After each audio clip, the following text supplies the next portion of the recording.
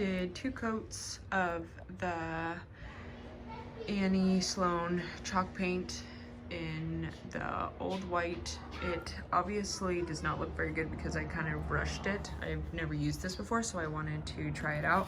I have different numbers of sandpaper. The 150 is a lot more abrasive than the 220, and then this is the 400, which kind of gives it a really smooth glass-like look. So I'm not going to use the 150 because that right there over here is when I use the 220.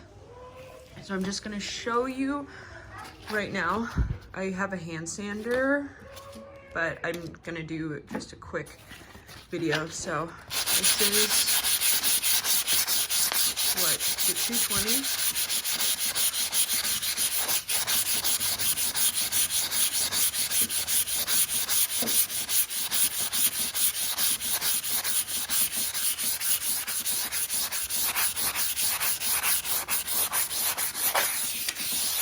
So that's the 220.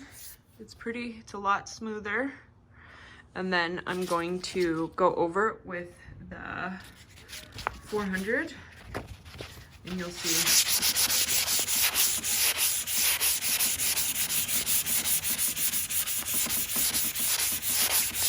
the difference. See, now look how smooth that is compared to the knot part. So 220, and then I finish with the 400 or even the 350. So the lower the number of sandpaper, the harder, more abrasive it is. So you want to get basically 220 if it's a chalk paint because it gets through it pretty well, and then finish with the, you could actually even just do the 400. See, watch, I'll just do the 400 right here.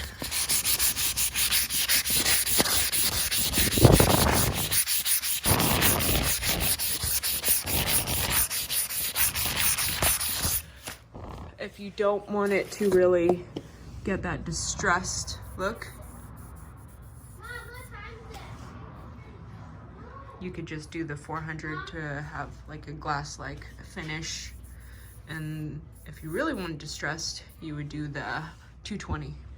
You could do the 150 and smaller, but you would leave really big marks in your wood. So I would just do 220 followed by 350 or 400.